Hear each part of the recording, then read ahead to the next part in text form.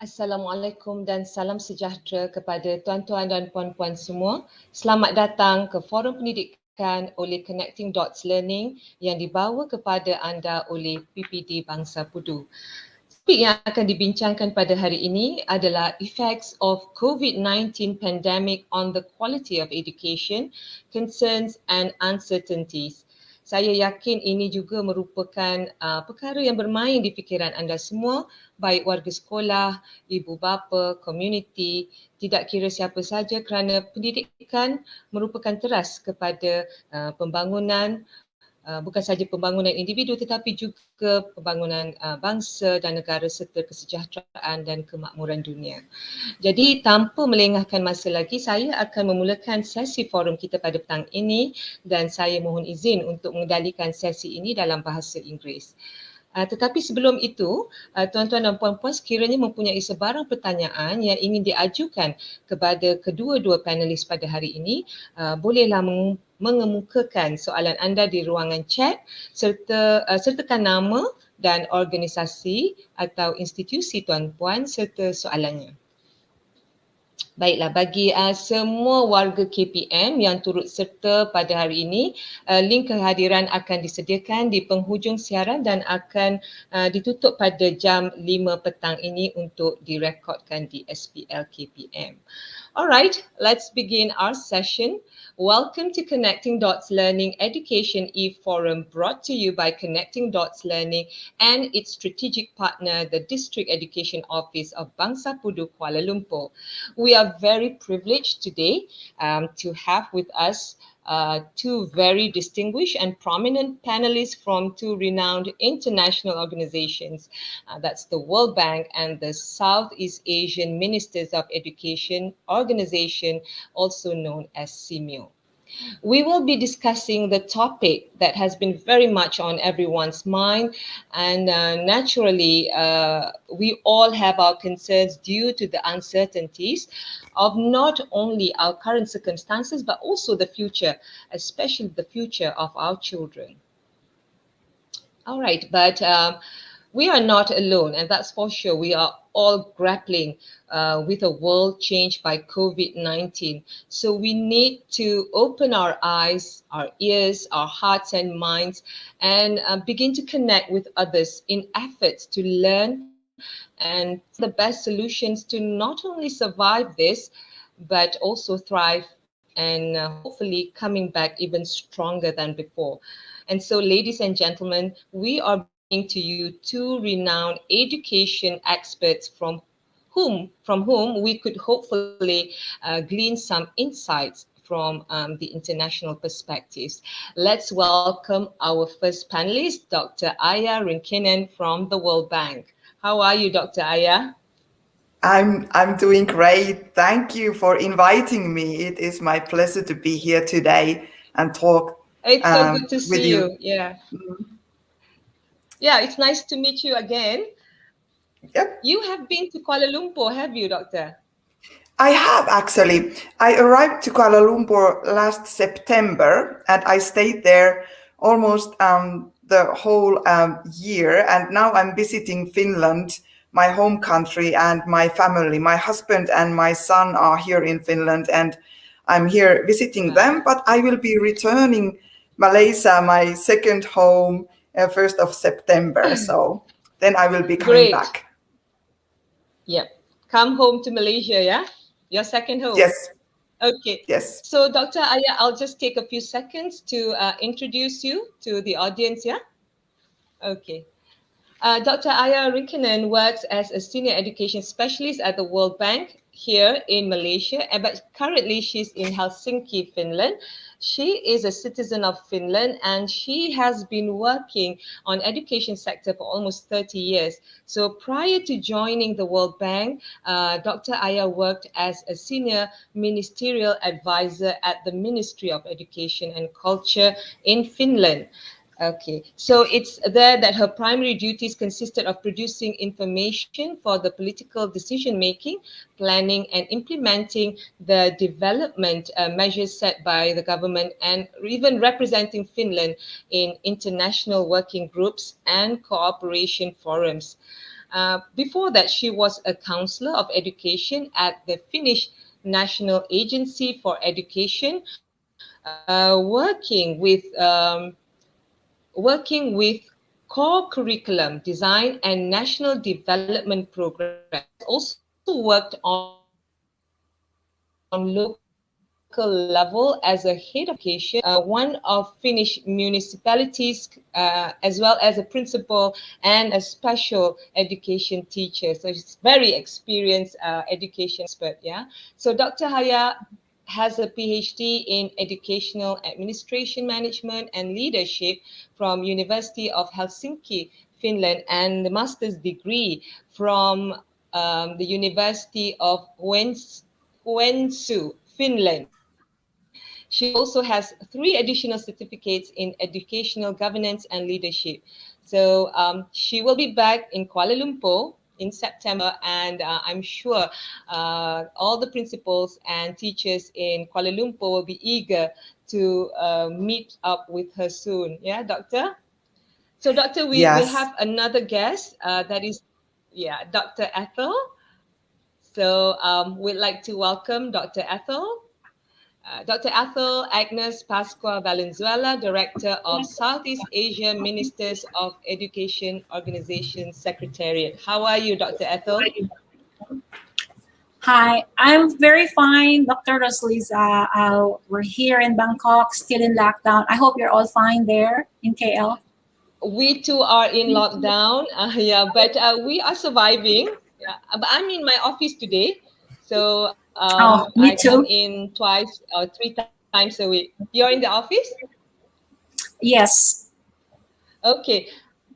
Okay, Dr. Ethel, I'll just take a few seconds to introduce you to our audience. Yeah. Okay, Dr. Ethel Agnes Pascua Valenzuela is the director of SEAMEO Secretariat, which serves as the executive arm of SEAMEO Council of Ministers from 11 member economies that make up SEAMEO.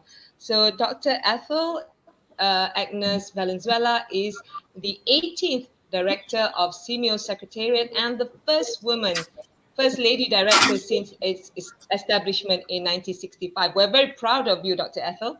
So Dr. Ethel Valenzuela joined SEAMEO Secretariat. She oversaw the implementation of SEAMEO college projects, CPLM, the first regional assessment of grade 5 learners in reading, writing, mathematics, literacy, as well as global citizenship and SEAMEO inter-center collaboration activities.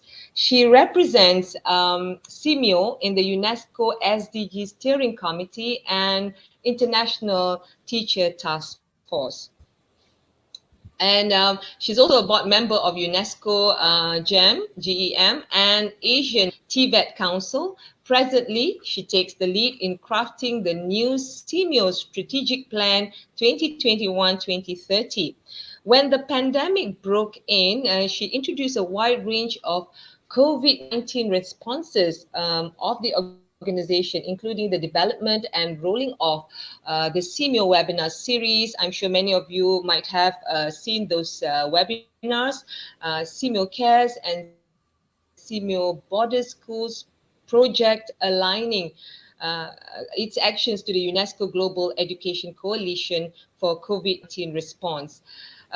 She often took the lead in the implementation of regional projects of SEAMEO as a thought leader. Okay, so but prior to joining SEAMEO, Dr. Valenzuela also served the Philippines as Commissioner of UNESCO National Commission 2003 to 2010, played an integral role in the ratification of UNESCO mutual recognition of higher education degrees, studies, and certificates, as well as in the drafting of the Tokyo Convention for the recognition of higher education qualifications. So that's a long list of accolades. She was also the director of the Commission of Higher Education for International Affairs Services, as well as Office of Student Services. Dr. Ethel also contributed to several chat policies and international linkages, transnational education and distance education, and serves as chat technical partner for transnational and distance education. So an accomplished academic and writer, Dr. Valenzuela led SEAMEO researchers on K to 12 toolkit, regional comparison of K to 12 systems in Southeast Asia, teaching competency standards, education for all assessment of the Philippines, multi-grade instruction in Southeast Asia, ECCE standards, as well as UNESCO toolkit for the recognition of higher education qualifications. As a passionate educator, Dr. Ethel Valenzuela also serves as professional lecturer at the University of the Philippines, Diliman College of Education. She also taught at DLSU, Taft Graduate School, and served as the first education department chair at the De La Salle LIPA 1993 to 1994. So welcome, Dr. Ethel. So we're so privileged to have you with us today. Thank you very much. That's a very long introduction. And thank you. Yes, well-deserved one, actually. Yeah, we love to, know more about you. The audience are very curious, and it's good to, as much as possible. Yeah. Okay, so I think we'll just go straight to our questions today, right? And Dr. Aija, are you feeling comfortable there? Yes, What very time is it? comfortable, What thanks. time is it? What time is it in? It's in 10 a.m. Helsinki? actually. 10 a.m. The Okay. sun is shining, and it's very pretty, but Great. it's around 15 degrees, so it's quite chilly comparing to Malaysia. Right. But you're not in lockdown, are you? No, we are Yeah, not. okay. But actually, the cases Okay. are going up and down, like in Malaysia. So now we are having the going up trend again. But we are following the SOPs, but we can do everything. So no lockdown here. Right. So the schools are operating as usual. Yes, the schools opened on Okay. Thursday after summer break. That's great. Did you ever experience the lockdown ever since, we were hit by the pandemic? Yes, we had a lockdown Yeah. in 2020 in Finland when the pandemic started. I think it was a global thing then. Right. And the schools in Finland were closed Yeah. for 3 months in 2020. But then the government decided that it is the first priority of the country to try to keep the schools open. And until then, the Finnish government have kept the schools open pretty much. There have been few weeks every once in a while when the numbers went up, when the schools were closed. But the smaller children, the early childhood education and grades 1 through 6, the smallest children have been in school. But the university students are still studying online, most of their studies, and also the secondary students may experience some homeschooling more than the smaller ones if there are cases in their area. Right. Okay. So after about a year and a half struggling with the impact of the pandemic, what are some of the effects that probably can be seen in terms of students' learning and students' motivation? And what are the interventions put in place by Finland to address these issues? Yeah, I sent you some slides, and if you could show the slide number 1. So there was a study, the universities of Maybe, Helsinki. Sharon, we can bring up the slide, shall we? Yeah, you could show the first slide, because the Ministry of Education wanted the universities of Helsinki and Tampere to make a study about the effects of the COVID. So there were some. I wanted to highlight some issues on that, because we all know that the distance learning and home-based learning is not easy for everybody. And there might be differences between the students, how well they can learn from the home environment. So And the Finnish style is very autonomous. So the schools and teachers have a lot of autonomy to make the decisions in their own Great. area, how the long distance learning and remote learning is done. And that was one of the reasons I think that the transformation from school-based learning to home-based learning went quite smoothly in Finland, because the teachers and schools were used to making decisions and deciding how the Right. education is done in their own schools. So then they could make all the decisions. And of course, one of the good thing in Finland is that our internet network is quite good. So One of the all the best, children yeah. are connected online, but not everybody has the devices. So then the schools provided laptops and smartphones to the children that didn't have their own equipment. So that was a good thing. But then the study found out that the distance learning practices and learning methods vary very much in Finnish schools. So there was different things that were done. But they also found out that it doesn't really matter what was the method, but it has to be very clear and interactive, and students need to have some self-directive skills so they can really work in the home environment. I mean, that's interesting, about self-directed skills.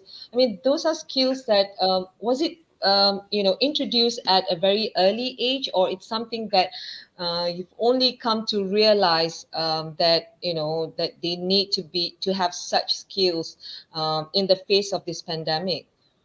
What was it, something that was already in the system?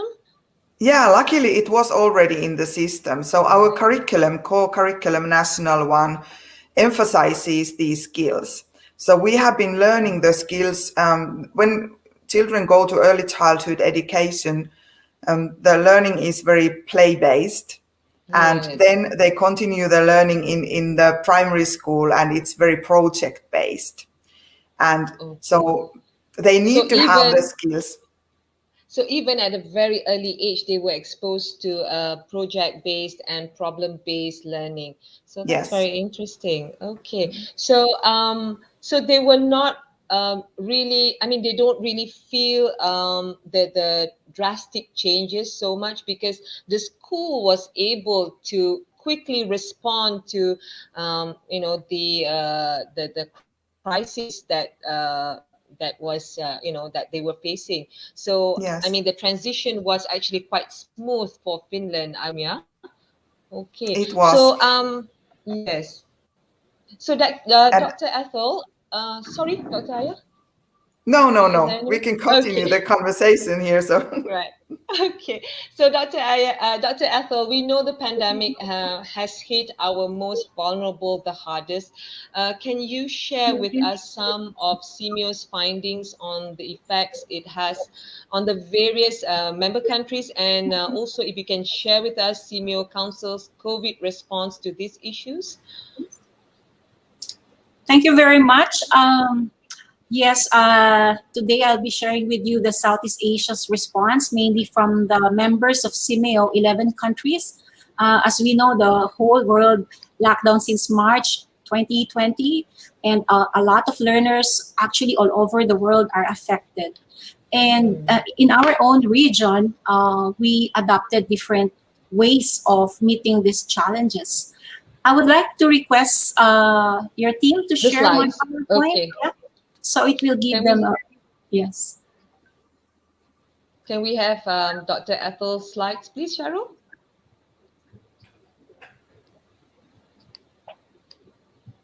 And So how has it been in? Go ahead, in Doctor. reality, most countries adopted multimodal mode of learning schemes. So we can see, for example, I go ahead. So, for example, in Brunei Darussalam, they adopted the whole of nation approach, right? And in Cambodia, they also adopted the sort of Center for Digital Education, harmonizing digital platforms in Cambodia, inviting the best teachers to lecture and be aired in national television. Singapore adopted the national circuit breaker strategy, combining both home-based learning and also remote learning. And in terms of Indonesia, using online, offline, blended approach. And of course, for Lao PDR, with many of them do not have access to what we have, broadband and connectivity. They utilize modular instructions and also home-based approach. For the Philippines, you know, they also develop a learning platform like Malaysia.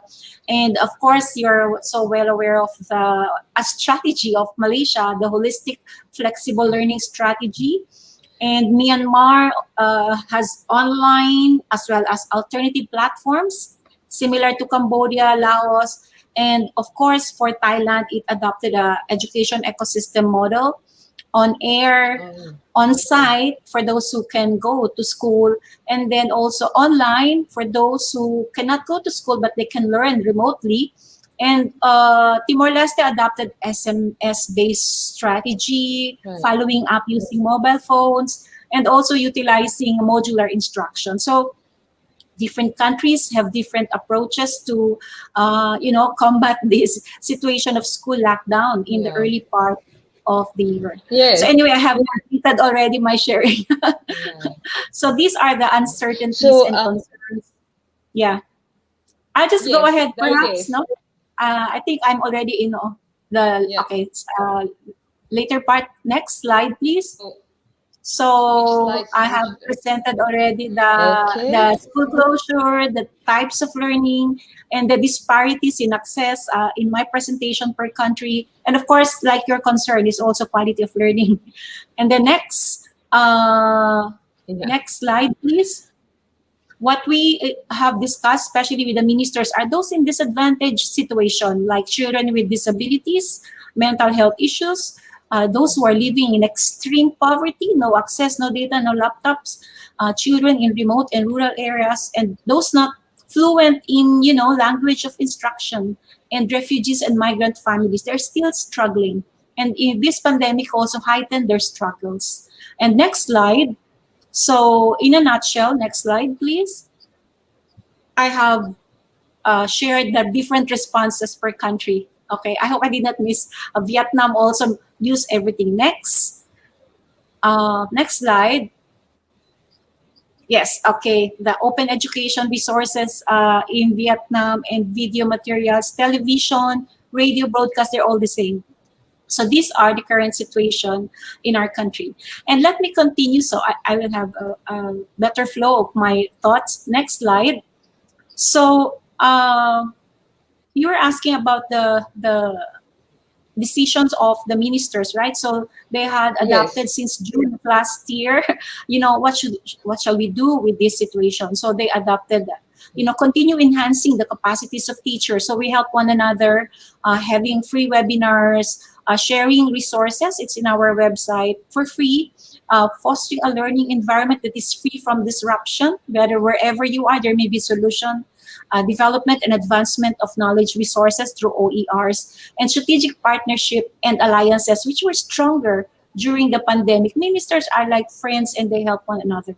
And next, we also had, next slide, the council that they aspire to really fulfill their roles and vision for the region, better quality of life, equity, education for all, and we say all is for all. So that's the council meeting last June. And the next, there was also a special or dedicated meeting on the dialogue, only them, okay? So they had this, we have to champion education transformation in Southeast Asia, and it can only be achieved through partnership and collaboration, private, public, different countries involved, so that we can help one another. And next, next slide is about school reopening. Okay, so these are the agenda that was passed on. So more investment in educational innovation, resilience. No, we have to strengthen resiliency, and then of course reaching out to the marginalized, capacity building for teachers, It's really very important. And then lifelong learning for everybody. Teachers will learn continuously, online, offline, in any way. And, collaboration partnership was strengthened. So these were the discussions during the, pandemic. Okay, we Yeah. are still in the pandemic. We are already in the third wave here in Thailand and countries lockdown. So I will show you the next where we are. Next slide. Yeah. Because, sorry, Dr. Aya, I'm in It's 11 countries. It's good to see, how, okay. each It's of the very countries. I interesting. have to share all.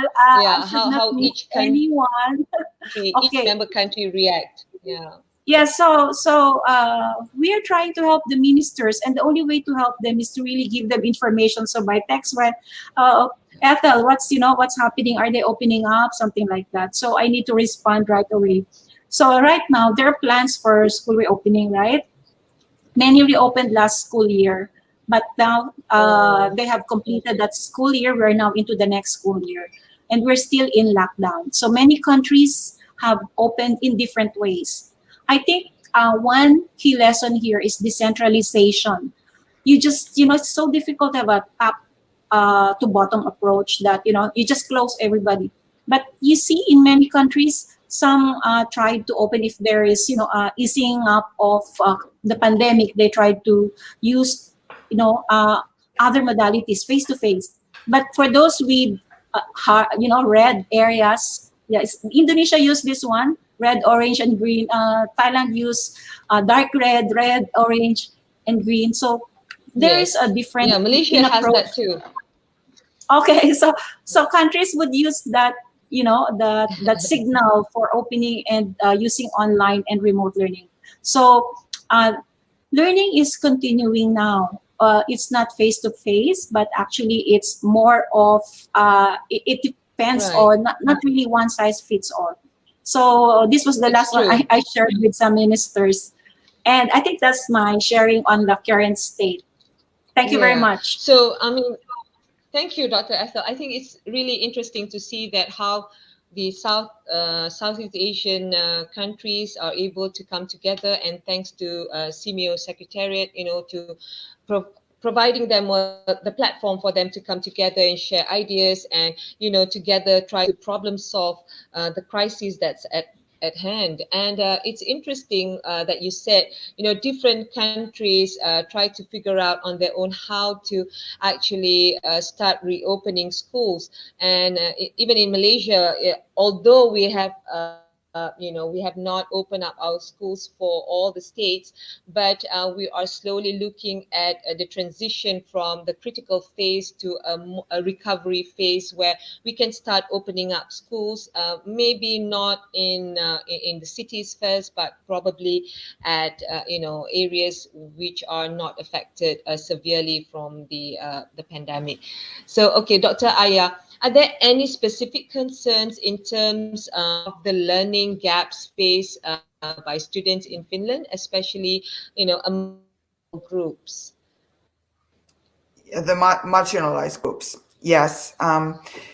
Well, in Finland, the situation is that about 12% of the students are from the low-income families, and but the education system here is that the poor family background doesn't affect your possibilities to go to school, because all this because all the schools are free of charge, and they are government schools, including the TVET, and also the universities are free of charge.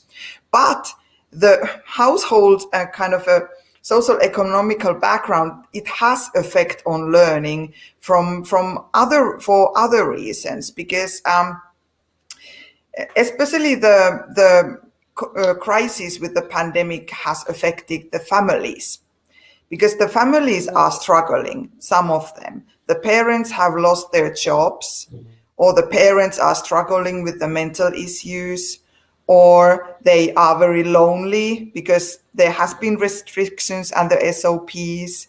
And when the children are staying at home and homeschooling every once in a while, they might be struggling with the parenting issues. So all these affect the Right. children, and when the children are in distress with their families, then it affects their learning. Yeah. And of course, some Yes, of students course. are very good online learners, and they are very self-directive, and they can do the project-based learning, but not all.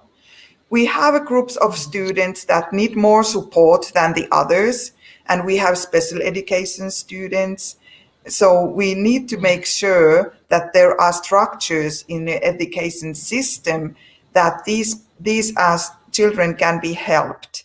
So they know who to reach, where are the psychologists, where are the social workers, where are the kind of mentors, and where are the specialists for learning disabilities who will be helping these children and these parents. And it was noticed in the survey when the schools were closed, even if they were closed for only 3 months, it still affected the differences between these students. So the good students who have the skills Yeah. were performing quite well.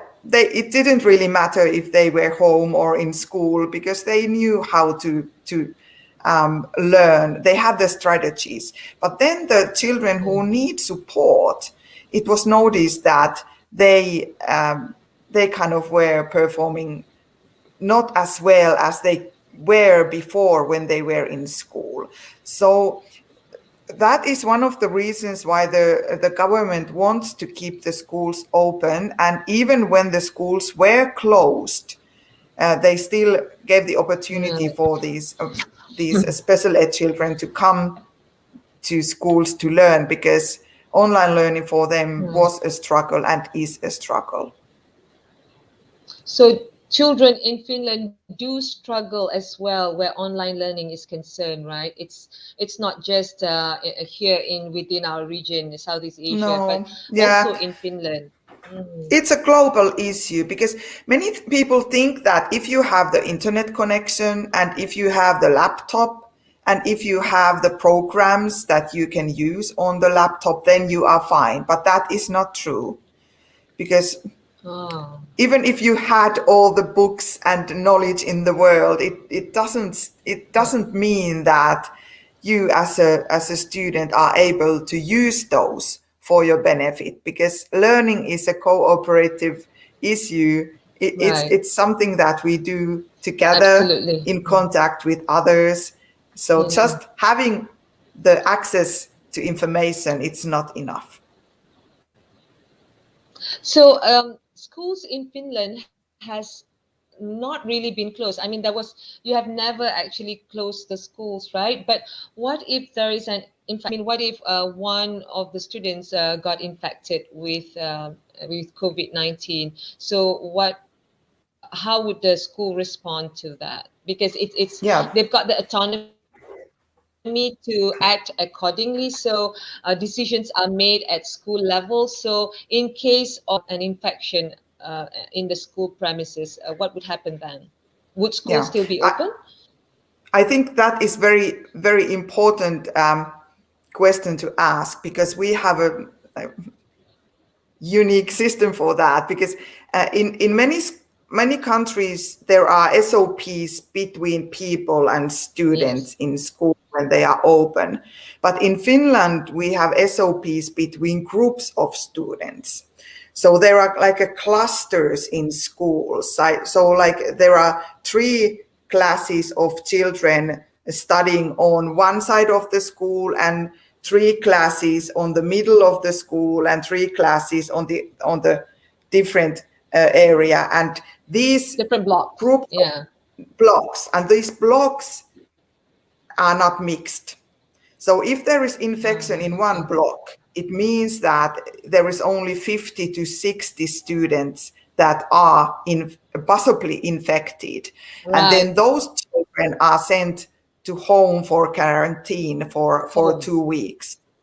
And Right. then after the So quarantine, that they means return back to school. right. So that means the teachers will have they will be in a situation where, I mean, not in the case of the primary students where the class teachers are the only teacher for them, right? But what Yes. about the, the bigger children where they have a few teachers teaching them? And what about the teachers? How are the teachers managing this? Because, when some of the students are quarantined, so they would probably have a few modes. They would have a face-to-face mode that they will have to handle with some of the children who are not affected. At the same time, they might be teaching another class, or who are actually at home. So then the teacher will have to juggle between the two. Is that the Yes, case in Finland? exactly. That is So the okay, so case. it's the same Teachers are everywhere. doing that. Yeah. Yes, and that brings very important issue to the table, and that is the leadership in school level and the role of the principal, Right. because that has to be planned. It is Right. not an individual teacher that can do the planning, but it needs to be planned on the school leadership level. So then the principal takes a look of all the teachers and all the assistant teachers and other staff that they have in their school, and then the principal makes the Yeah. planning, how the teachers teach, which parts are online, which are in school, and there are also work that students are doing in their homes independently. So not when you are So homeschooling, those it doesn't decisions. need that you sit by the computer the whole day, but you get tasks and you make Right. projects. So it's a puzzle. So It's they kind of a how long? Okay, when the school starts making those decisions collaboratively with parents and other teachers as part of the decision making team, are they being advised by the health office as well? yes. In the municipality level, in the Okay. local level, they do the Right. cooperation between the health work, social work, and the schools. So they have Right. specific teams Yeah. that meet very often, and they plan all the measures together. And Okay. the So Dr. parents Aya, and meals students themselves. right. So students in Finland actually get free meals regardless Yes. of their background. Each and every one of them get free meals, right? So that's interesting. So what about free meals? Is it being stopped the moment that they are at home, so only those in school gets those meals? No, actually, it's written in our legislation that the children have the right Mm. to the school meal. So Oh, when the kids are at home, the meals are provided for them and delivered to school to their homes. And delivered to their home yes, or then they by the if teachers. no, there is specific kind of Oh, canteen staff that is doing the deliveries. But it can be okay, planned on the operated. local level Yeah. also, that maybe parents want to pick up the meals, and maybe they do not go there every day to pick up ready Ah, meals, but they go and pick up kind of food packages, and then they can prepare the meals at home for the whole family. right. But it can be decided on the local level, but still the Oh, schools need to provide the food. right. Okay, thank you, Dr. Aya. Dr. Ethel, what is the biggest concern on learning loss, especially amongst the vulnerable groups within the member countries? Was that something that was being discussed amongst the ministers of education? Thank you very much for that question. So, as I have informed you earlier, we are very much in the pandemic. So, we conducted a little survey only about the challenges that the students are facing in this time of pandemic and the utilization of all of these platforms. So, Right. from the voices of the students, when we Mm. conducted survey, uh, first, their primary concern is about the pandemic, the healthcare supplies, safety, vaccination. That is majority of the students are still concerned on this. only secondary, the concern is access to online classes and platforms and others related to Sorry, Dr. this. Ethel. Yes? Can you hear me? So the line is quite Yes. bad today. I can hear you, Dr. Yes. Ethel. Yeah. Yeah, I'll go ahead. So Yeah. as I was Okay, saying, you can hear. All right. So it's just me, I guess. Okay, go ahead, Dr. okay. Ethel. Yeah, so I was sharing the survey that we did for the students on this pandemic because we would like to see are they learning or not, what are the challenges. So as I have shared earlier, so majority of them, the main concern actually is on COVID-19, healthcare supplies, safety equipment, and vaccination. They're so into this. They're so afraid of this pandemic. Secondary is their concern on access to education, classes online or their access to modular instruction.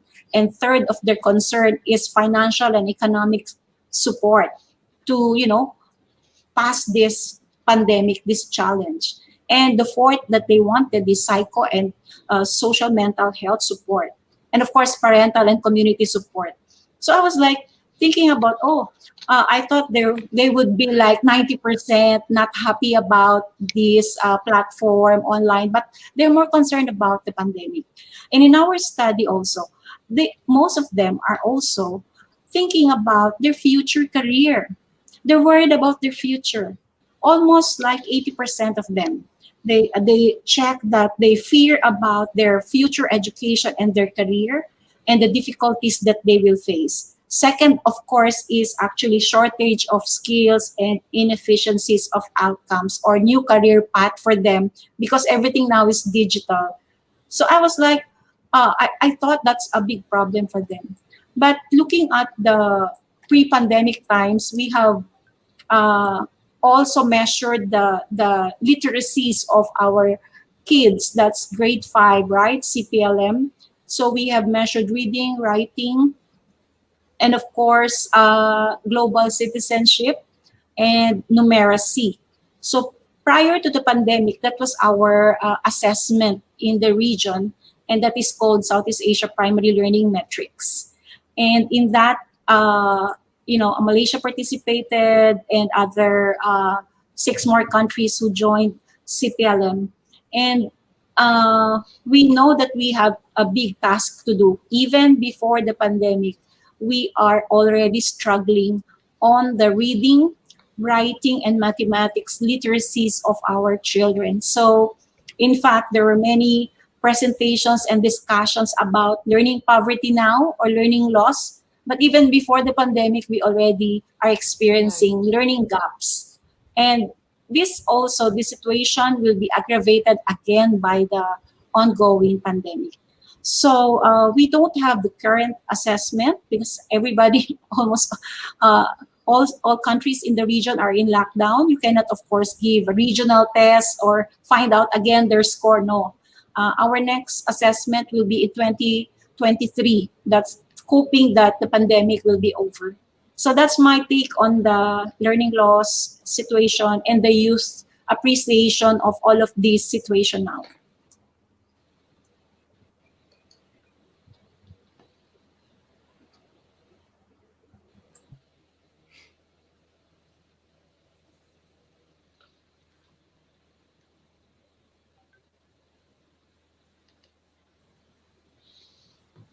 Right. I'm.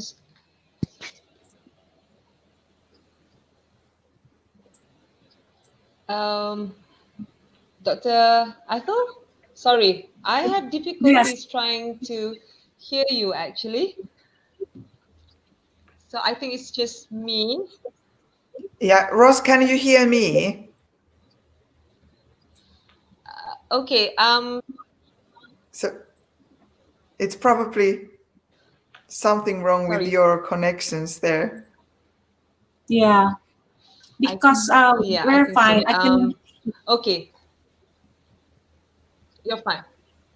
Okay, Never mind. So I think I'll just move to the next question. Dr. Ethel, different member countries respond differently when the pandemic hit us last year, right? Like you said just now, different countries have different approaches, and Malaysia quickly went into enhancing our digital learning platform, the Lima, and employed a holistic and flexible learning strategy, as you mentioned just now. So others too have their own strategies. So with different strategies in place, do you think that there would probably be a long-term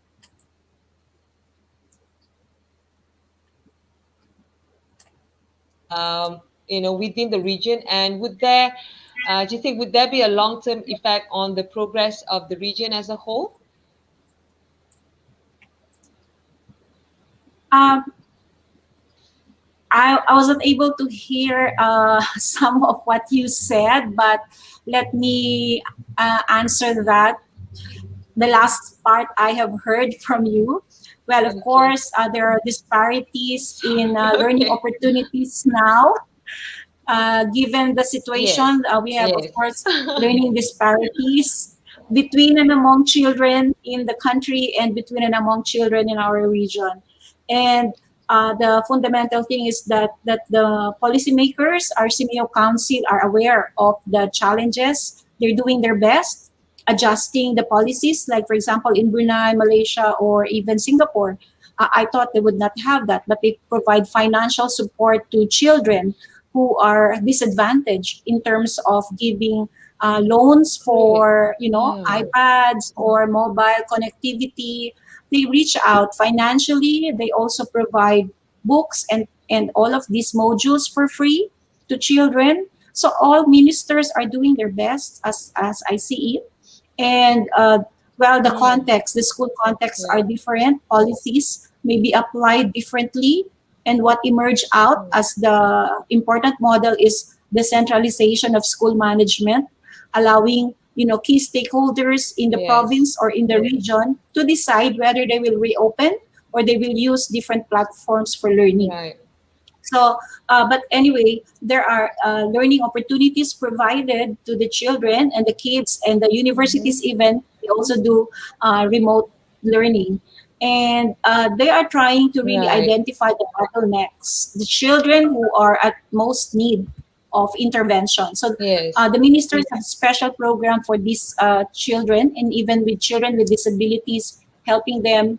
Early childhood also affected. They're also trying to have Mm. different methodology, and even educational television being supported. Almost all countries are doing that.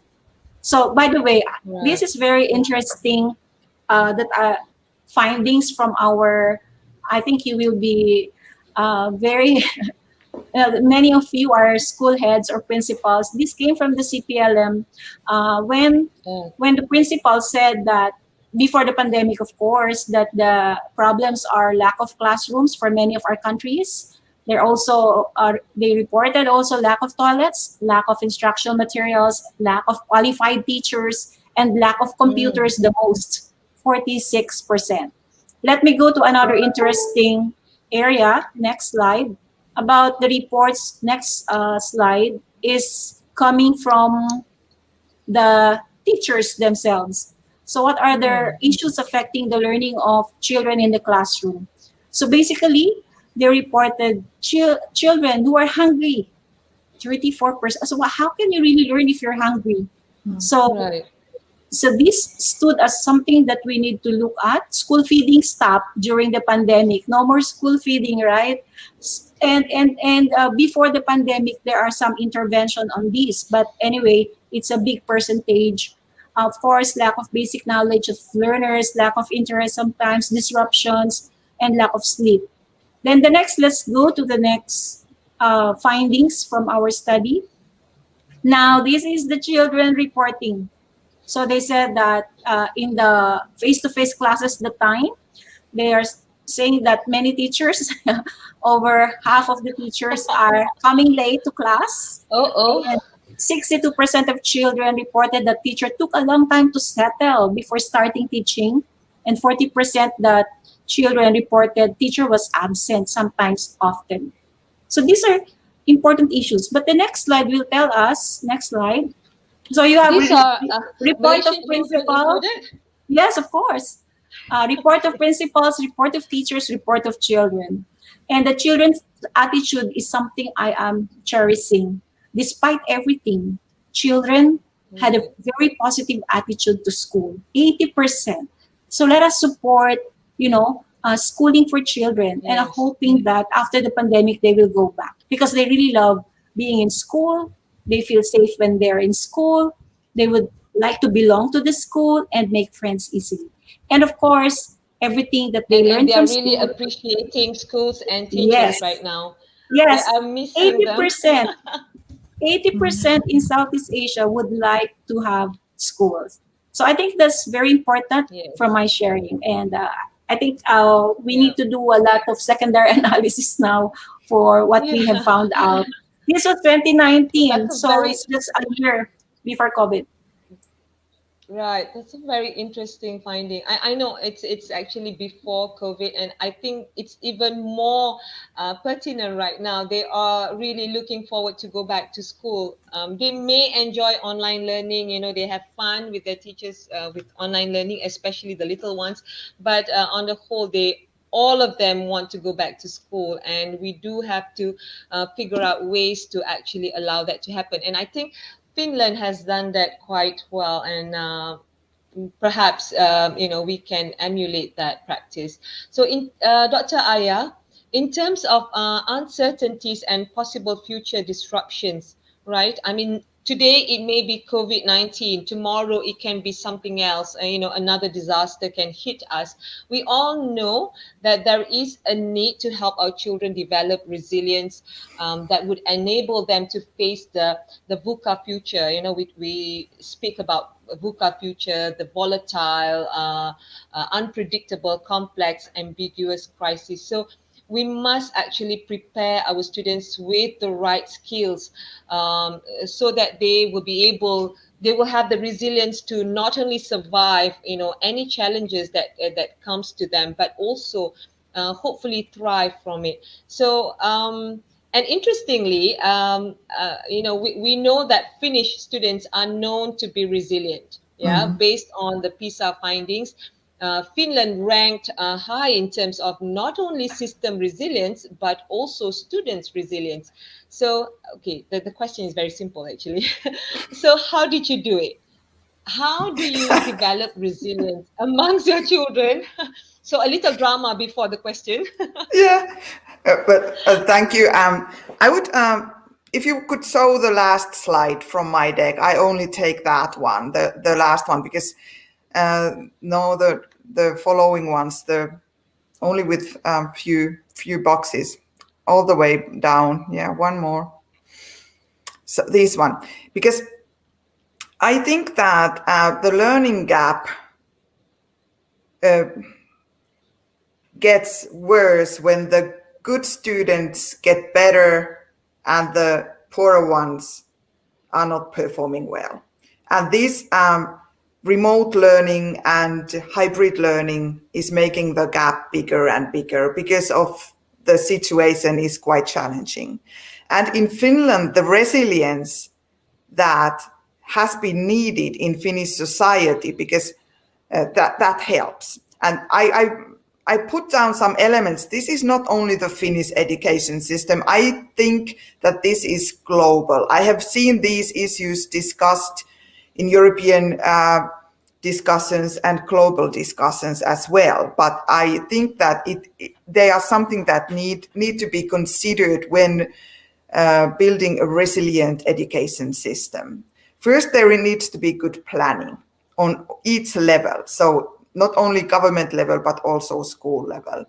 Then there needs to be some autonomy on schools. And it depends on the country and the culture and the needs, but at least some autonomy is important to have the flexibility to move fast when changes come. Then we need to have great teachers. And we need to have great leadership and good leadership. And I already mentioned these before.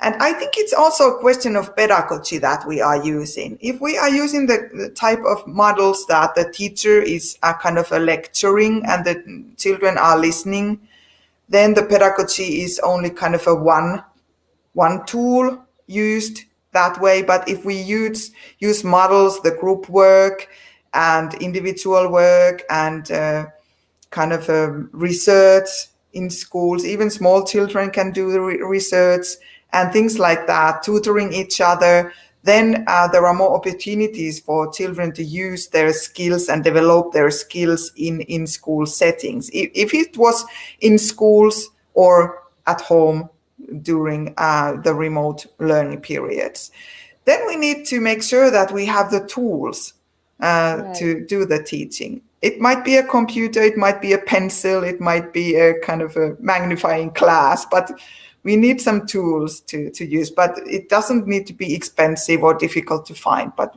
we just need to be creative.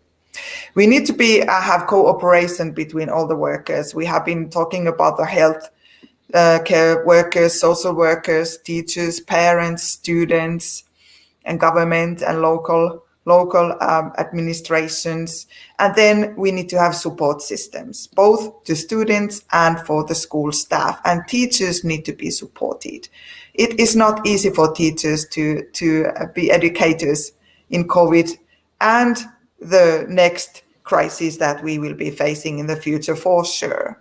And then connections. And it's not only the internet connections, but kind of human connections and emotional and social connections, because bringing up a child is not only providing information and data and substance skills, but it's also building their social and emotional well-being. And you cannot build a strong child, emotionally strong child, if there are no connections between children. And Dr. Ethel said very well that providing opportunities for learning is very important, and I would highlight that.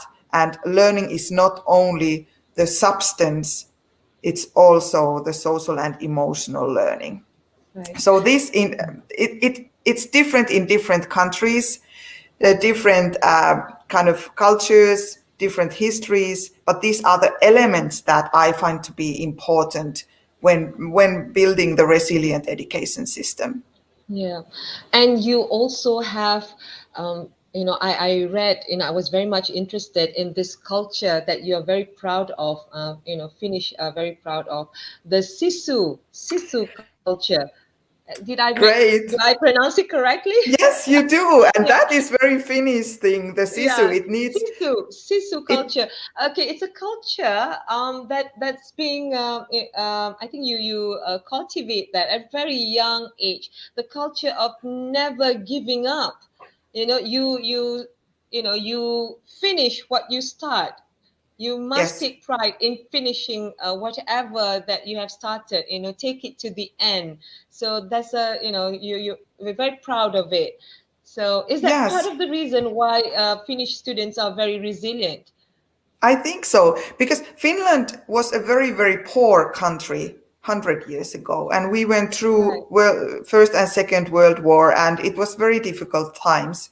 And so kind of the Finnish people know what it's like to be poor and not having the education available. And then we started to change our society so everybody would have the opportunities.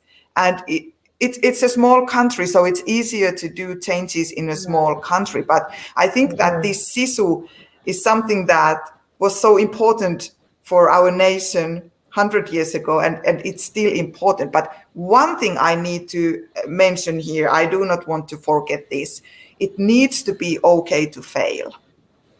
Because when you try and do things, it happens very often that you fail, and it needs to be okay, because that is how you learn. You try something, it doesn't work, you need to do something differently, and that is the learning process, and that is part of the sisu. Yes, and you can't you definitely cannot get it perfect, once, you have to go through that learning curve, and failure is part of that learning curve. So I just have one more question for you, Dr. Aija. Do the schools, I mean, there's so much autonomy given to the school. Do the school actually develop their own curriculum? Yes, we do have a national core curricula for all the schools to follow, but right. then the national curricula have all the substance items and goals and a kind of evaluation regulations. But then the local level, the municipalities and the schools can add things to the curricula, the Right. things that are important for there. For example, the small town that I am living outside Helsinki is very famous about our culture, music, and we have good painters here, artists. Oh. So our own municipality has added a lot of this local kind of knowledge on their curricula. They do all things that is required in the national curricula, but then they add the local so pieces. the learning goals are set at national level, but the teachers and the school would unpack the curriculum, and then taking into consideration the localities and the needs of the children, then they repack it. Repack the curriculum in accordance to their, to their culture, their localities, to the students as well. What means more to the students, right? What makes sense to the students? Yeah, and teachers they also choose the materials that they are using, the books or. Fantastic. So they can choose whatever. Yes, and the children, are they involved in this process of repacking? They are. Yes. So they decide. It's in the legislation that students and parents has to be part of the curriculum making in local level. Yes. Fantastic. So basically, the students can negotiate with their teachers, the kind of projects that, that they would like to take on, and bring something that has more meaning to them. Is that what's happening? Oh, fantastic. Oh, okay. I'm not sure whether we're still learning to do that here in Malaysia, because we have just gotten out from this exam orientation mode that we have. So we have taken away some of the key checkpoint assessments, so that, to allow teachers room to be creative with their students, and hopefully this can be done in Malaysia. So we're learning a lot from Finland, actually. Yes, and Ros, these things take time. It's a long process, and so it's just that we can kind of share and discuss, and I would be happy to continue this discussion with you also in coming months and years, because it's only certain amount of time that we have today. Yes, of course. And it's not something that our teachers would, take on today, and do it in school tomorrow. Definitely, it needs a lot of deliberation and planning. Like you say, planning is key. All right.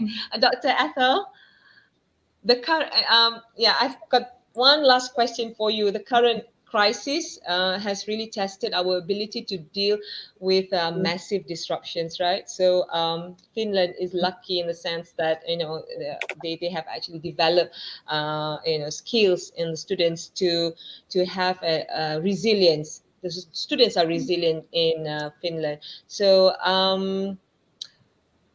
what about SEAMEO?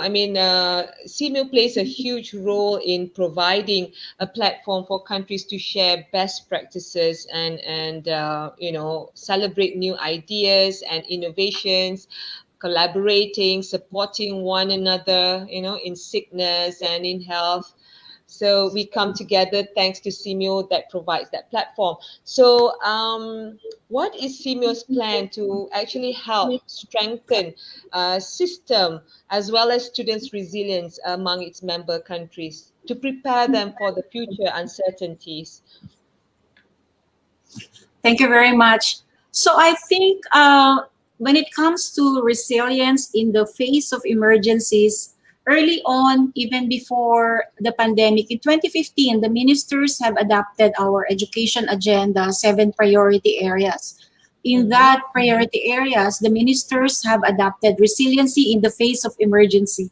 Actually, the time, I really like, the first one is early childhood care education, all 5-year-old kids should be in school. Number 2, address barriers to inclusion. Number 3 is resiliency in the face of emergencies. It was adopted as early as 2015 and it became our SEAMEO education agenda. And sorry, we have been doing a lot of training on disaster risk management. Many schools have DRRM manuals. I think we have done a lot on manuals for DRRM. And we even have the ASEAN Safety Schools Council, a lot on disasters. Knowing that in our region, we encounter a lot of calamities. We also have social conflicts. That's right. We had the most training, I think, from the teachers and policymakers in terms of emergency. But disaster, right? This is different. It did not happen. We did not have any manual for pandemic.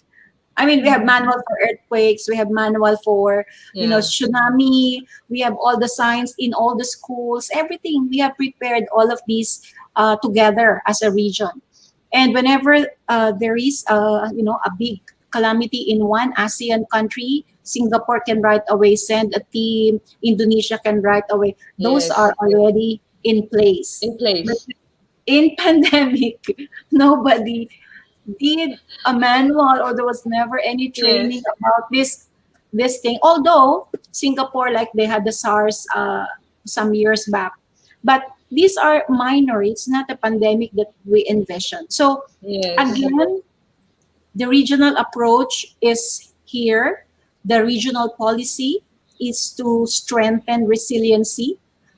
Manuals, capacity building, they were all in place. And we will add up to what are the lessons learned from this pandemic. In fact, we launched to promote resiliency and positive vibes during the pandemic. We launched our youth song, dance, and storytelling competition on COVID-19 response. Online? Yes, many winners are coming from Malaysia. And what's good, they sing together, they dance, they create stories. They tell their stories now digitally. and it's fun. And most of these youth, they were able to share positive things like, silver linings in this time of pandemic. So beautiful. I never felt, happy songs about COVID, but this really happened. About the virus. Yeah. The song visit our website in the SEAMEO anniversary last November, or many 100+ submitted their entries into that song, dance, and even storytelling competition on COVID-19. So we call also for teachers. They share their success stories on COVID-19 response. So we thought we will not have a lot of good stories from teachers, but teachers, agriculture teachers, how they can make their classes online. They're teaching how to plant. They're teaching things that you need really to go to the soil and work with students. I love this. I've seen some of it. Yes. It's fantastic. I love this transformation. And then also, right now we have so many materials already on future-proofing education. It's part of our commitment under SEAMEO Cares, COVID-19 Accessible and Responsive Education Support Program, which was adopted by the ministers last June. We're still continuing to gather all the materials, open educational resources to be shared to one another. I think the thing is that we need to have a collaborative capacity building and also working with one another. That's always. That's the spirit that we have in Southeast Asia. So we are lucky that we're not alone in this. So we're trying to solve this together.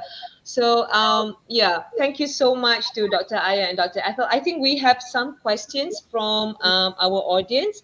So the first one is for you, Dr. Aija. from Muhammad Nazaharuddin. Do all the students in Finland receive vaccines like all teachers? Yeah, Yeah. yeah. The Finnish vaccine strategy is that we first vaccine the adults. So that is pretty good achieved already. And now we have started to give vaccines to the 12 Student. 12-year Oh, olds and older. fantastic. So now 12 plus Finnish nationals are getting the vaccines, but not younger ones. Right. Okay.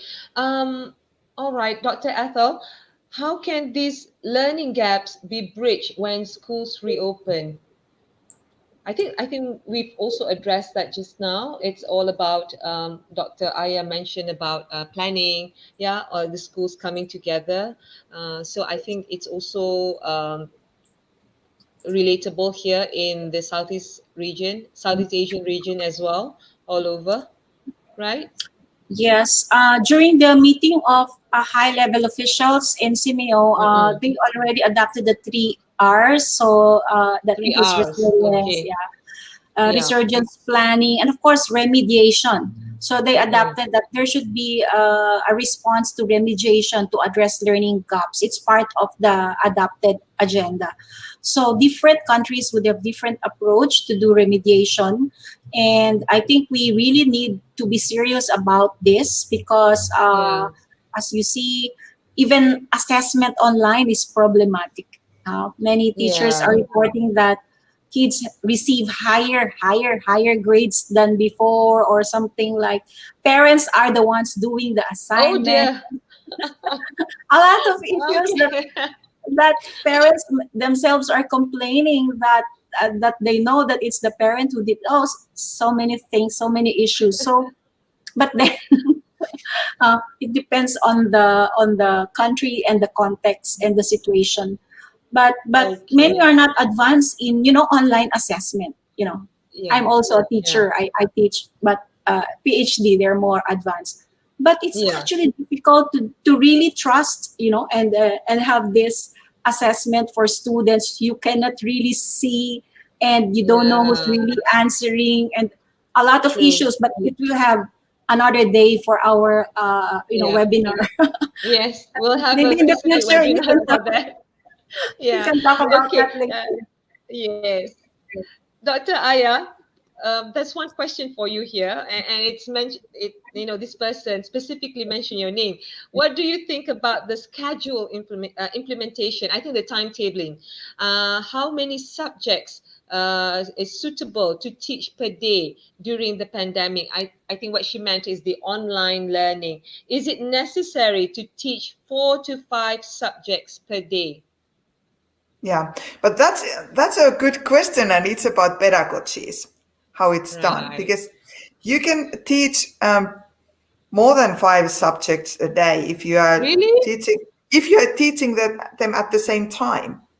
So Right. if you are kind of combining, for example, learning Finnish language and geography, then you can do Ah, subjects in kind yes. of the same So, time. And then you can add right. arts to that. So then you would have 3 subjects. And this is why the project-based Yeah. learning is working quite well in hybrid Right. surroundings, Mm, because then at one time you can cover all of these kind of goals from different subjects. But it yes. needs a So lot of planning. interdisciplinary. Yeah, Yes, interdisciplinary. So not necessarily that you teach math and then next you go to the languages, exactly. compartmentalizing those subjects. You can Yes. actually have a project-based learning mode and then have all those learning objectives to be achieved in within from various subjects to actually be achieved in one project, right? Exactly. So A you big can kind of project, have a right?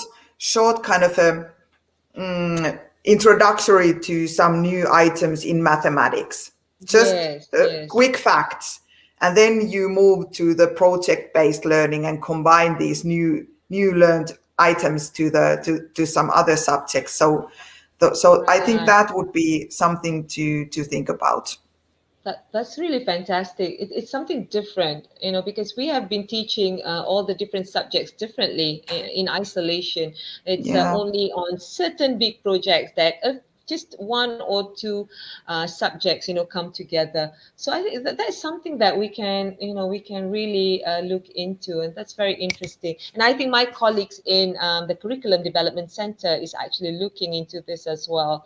So yeah, perhaps we can, we can look at how Finland are able to do that. Yeah, we could sit down on that. Yes, yeah, Yes, because it's built definitely. in our curricula. Yeah. Okay, so I guess because most of the questions have actually been addressed by both of you, and we thank you for that.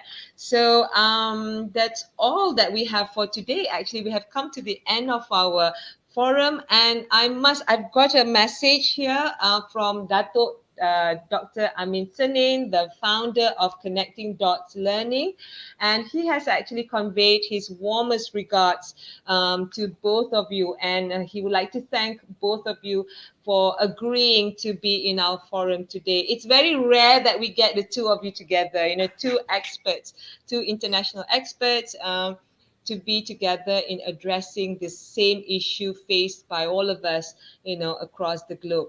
So we have come to the end of our forum. I'd like to invite both panelists to give maybe your final words before we end. Dr. Aija? First, I want to thank you for inviting me, and I want to say to all the people who are listening to our discussion today that I'm with you in this, and this is something that we are doing together. And you may have different situations and different challenges, but you are not alone, and that is something that I hope that you are keeping in mind. And I also think that these kind of hybrid models are here to stay.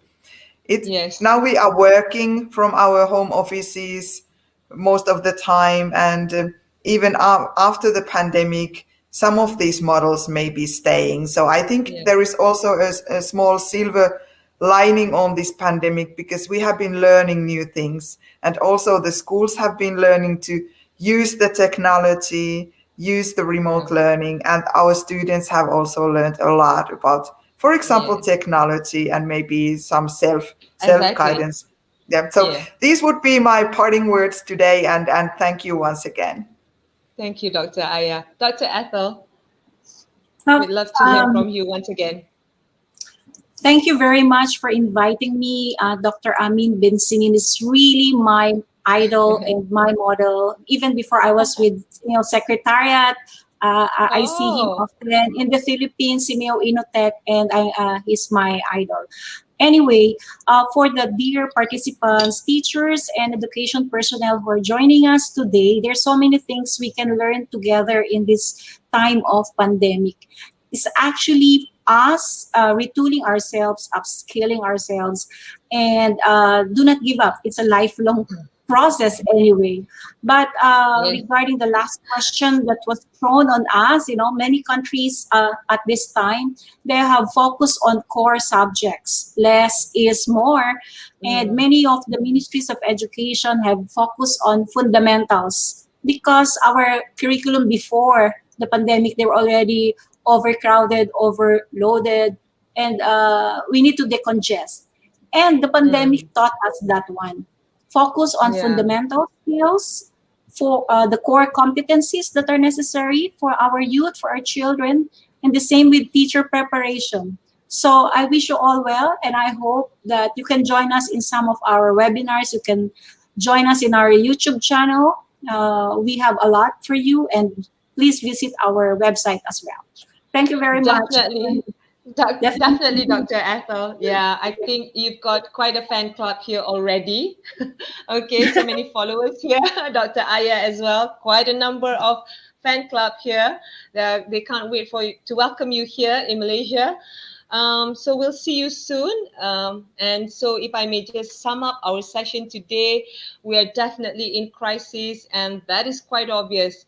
And as I mentioned earlier, we are not alone in this. right? There is a lot going on around us, and we must seize the opportunity to learn and keep on learning and looking for solutions, because the children are actually looking at us, emulating what we're doing. We will be able to get through this stronger than ever. And one of the key takeaways for today would be the importance of developing our students' resilience and equipping them with the necessary skills to not only survive the unpredictable, challenging circumstances, but to also hopefully thrive in any given given challenging circumstances. We must begin to empower our children to take charge of their own learning, roping them in every decision that involves them, facilitating them, encouraging them every little step of the way. Only then can we build a better generation. All right. So, there's so many sophisticated tools out there, and, we can use them to impart knowledge to our children out there. But at the end of the day, just like what Dr. Aija mentioned just now, at the end of the day, the most important tool of all is actually here. Right? And as my friend Samuel Isaiah puts it, the best tool that would stand the test of time is the pedagogy of the heart. So with that, I thank you all. Special thanks to our distinguished panelists, and I'm sure I speak for the audience as well. We hope to see you both again. Terima kasih. Right? So to all our superheroes out there, especially our 420,000 Malaysian teachers, we thank you from the bottom of our heart, and we salute you. Okay, so just before you leave, please enjoy the video clip of our little hero from SK Bandar Tun Razak 1 on their PDPR online class journey. So enjoy and see you again. Goodbye. Terima kasih. Bye.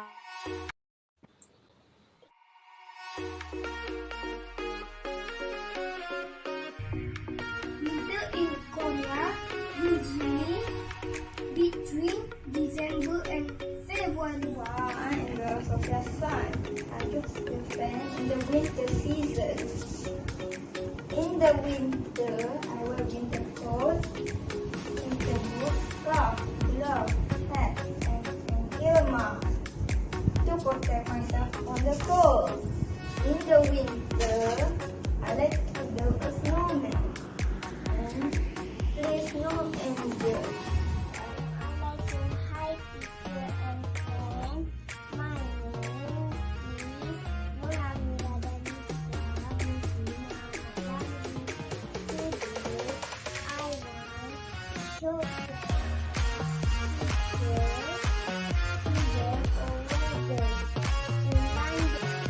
Tara, the burger is ready to eat.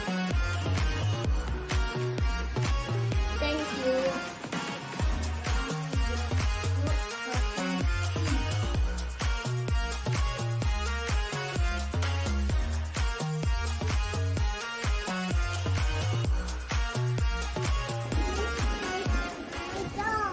Elsa, it is my favorite toy. This is my jet. It is my favorite toy. I'm wearing a white t-shirt and pink pants and purple headbands. Bye everyone.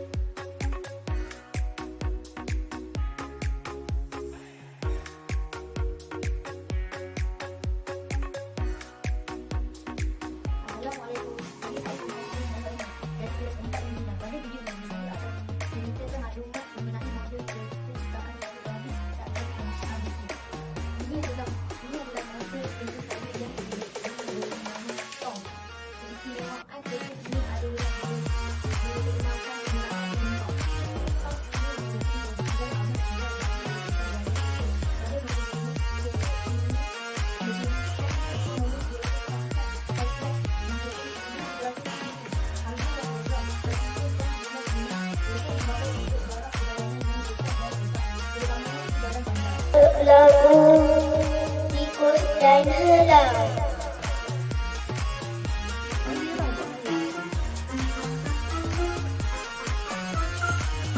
Lima ekor tikus main di bendang.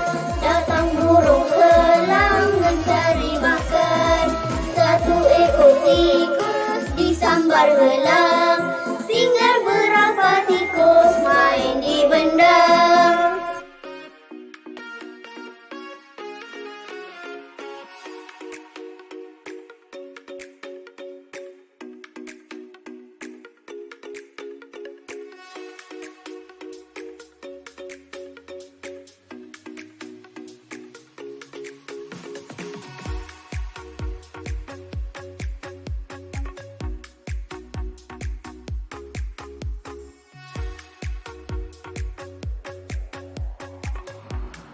Four, mark, red, next, glow. 5, that, rose, hang, set. Berapa nama kat situ? Berapa orang ada kat situ? 4. Okey, ada Afani. Afani berapa nombor dia? Berapa skor dia? 1,000. Atas ni Afani, berapa skor dia? 15,216. Okey, bagus. 15,216. Okey, Nitya. Nitya berapa Nitya? 13,201. Ada. Aufa Imran. Okey, jawapan Aufa Imran, bikar dan silinder penyungkat. Betul. Okey, awak boleh pilih pen color merah dekat atas tu, awak boleh tanda betul. Aufa Imran. Okey? Awak boleh tanda betul. Tandakan betul. 170, 180, 190, 100. 100. Sekejap. Pening kepala ni. Sekejap. 1, 2, 3, 4. Pening nak kira. Pening apa? Pening apa? Jawapan dia senang ni. Tengok jawapan dia. Adakah betul 11? 1, 2, 3. Woo! Betul!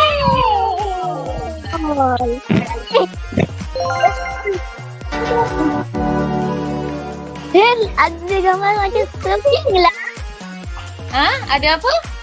Ada nama Mr. Bean lah.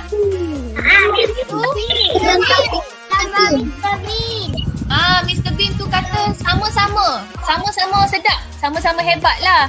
Kumpulan lelaki pun dapat 20, kumpulan perempuan pun dapat 20. Saya dah siap. Dah siap kan? Ni cikgu nampak dah ada ramai yang dah siap. Okey, cikgu N lah. Okey, tak apa. Yang tak boleh masuk tu tak apa. Kita bincang kat sini. Saya pilih RM9 2 saat. Banyak lah tu. RM9 2 saat. Setiap 2 saat dia akan buat RM9.